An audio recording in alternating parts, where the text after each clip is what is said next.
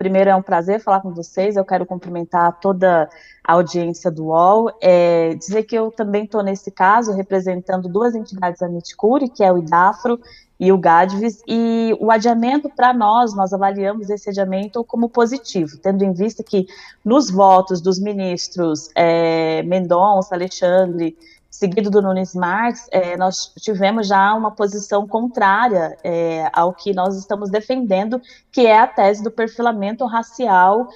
Quando identificado o perfilamento racial, deve ser invalidada a prova coletada a partir desse elemento, né? Nós estamos perdendo, na verdade, de 4-1 para a concessão da ordem do HC, mas, como bem registrou a ministra Rosa Weber ao encerrar a sessão, em relação à tese, todos concordam que deve ser fixada a tese de invalidação das provas, sendo verificado o perfilamento racial nos termos do voto do ministro Fachin. E se você me permite explicar rapidamente, o voto do Fachin, na verdade, só ratifica o que já está positivado na letra da lei, que é o artigo 244 do Código de Processo Penal, né? O artigo 240, ele dispõe sobre a busca pessoal, que é aquele famoso baculejo, a dura, isso varia de acordo com a região que a gente mora, né? O nome que se dá. Mas o 244, via de regra, é importante dizer, via de regra, a busca pessoal ou a busca em domicílio, ela deve ser precedida de mandado do juiz, mas o 244 traz uma excepcionalidade, né, que é a exceção da regra, mas que normalmente se tornou regra nas atuações das forças de segurança, que o policial pode realizar a busca dessa forma excepcional se ele verificar de forma objetiva, concreta e sólida que há a possibilidade da pessoa que está sendo verificada sob suspeita tá de posse de arma ou de objetos que fazem parte do corpo de delito de um crime. Então, isso é que a tese do Fachin tenta positivar aqui nesse julgamento. E qual que é o efeito disso? Se essa busca sobre essa alegação de fundada suspeita, se ela não está baseada em critérios objetivos, e mesmo que seja encontrado algum tipo de ilícito com a pessoa que está sob suspeita, esse ilícito, a prova, né, no caso, tem que ser considerada nula, porque se baseou no perfilamento racial, a gente tem aí a concretude do que a gente chama de racismo sistêmico, de racismo institucional. Então, muito rapidamente, tentando explicar, é disso que se trata esse caso. Doutora Silvia, boa noite, né, Leonardo Sakamoto. De certa forma, o que a gente está discutindo, até para tentar resumir para a audiência, é se o STF vai decidir se negros merecem o mesmo tratamento que brancos, porque na prática é o que a senhora está querendo colocar, né? O que estamos discutindo aqui é se os negros merecem o mesmo tratamento que os brancos, é isso? Em termos práticos, você colocou muito bem, Leonardo. Às vezes a gente fica preso no juridiquês, e como eu estou advogando no caso, assim, é difícil trazer uma posição tão incisiva, mas é isso, né? O que a gente está dizendo é que os negros devem ser tratados da mesma forma que os brancos são tratados numa abordagem policial, né?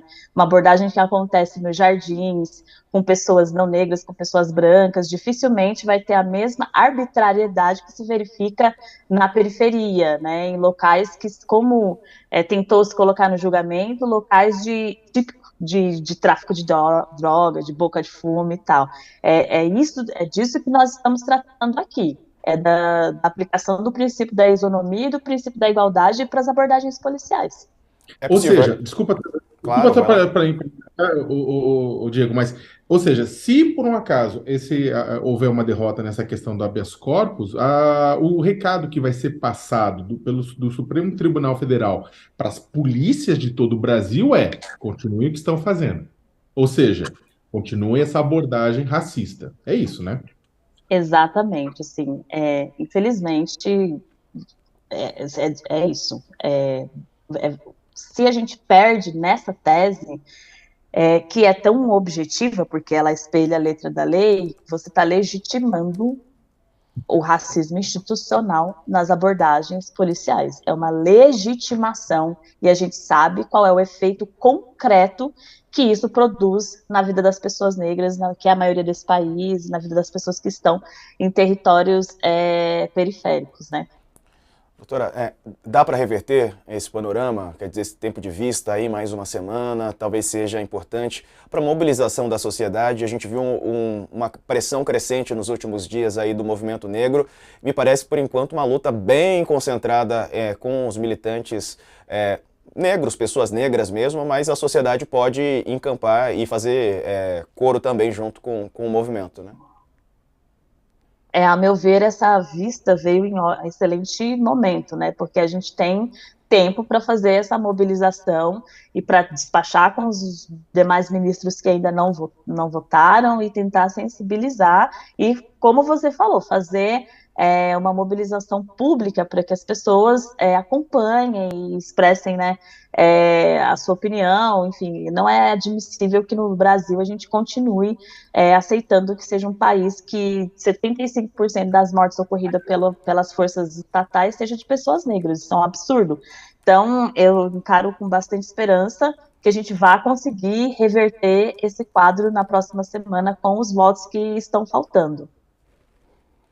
Perfeito. Sobre as câmeras nos uniformes, só para a gente encerrar, sei que o tempo tá esgotando, mas as câmeras poderiam auxiliar nisso também? Quer dizer, para evitar esse tipo de abordagem equivocada e racista que vemos muitas vezes? Sim, a gente tem uma experiência, né, nos batalhões, em alguns batalhões, acho que são 18, da Polícia Militar do Estado de São Paulo, inclusive o UOL fez 2 matérias sobre isso, em que eu pude participar, analisando a queda drástica, né, da violência estatal nos batalhões em que se utilizaram, que se implementou a utilização das câmeras nos uniformes. Inclusive, no STJ, onde essa questão já foi discutida, o voto do ministro Schietti também, salvo engano, aborda a questão das câmeras no uniforme dos policiais e o efeito positivo que isso tem produzido. Então, essa é uma medida que pode ser adotada e que já é uma medida cautelar determinada, por exemplo, na DPF das favelas. Eu faço parte do GT, da Polícia Cidadã, que é uma determinação nos autos do ministro Fachin também, né, da DPF das favelas, e ele traz aí essa especificação da utilização das câmeras nos uniformes e o resultado positivo que isso tem apresentado no estado de São Paulo. Então, nós esperamos que isso seja normatizado e aplicado em todo o Brasil.